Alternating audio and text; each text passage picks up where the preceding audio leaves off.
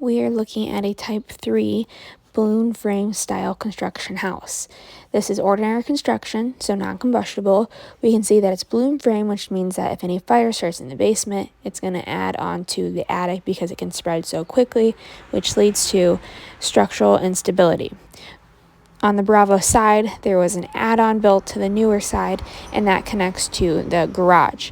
The whole entire structure is made of steel roofing, and the front has a front porch.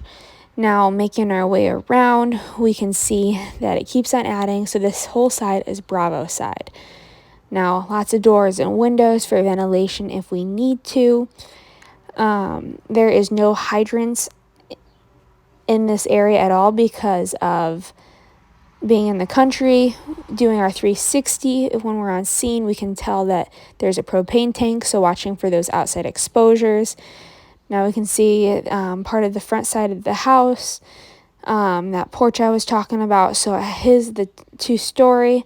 We've got our exposures, which this is the long shed barn type that has wood and other types of components inside.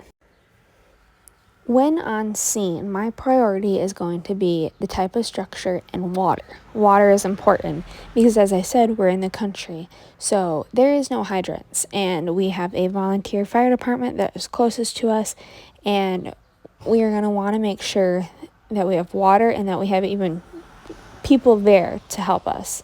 So water shuttling will be really important. And the 360, as I talked about, this also shows me that, as I said, the propane tank on the Bravo side.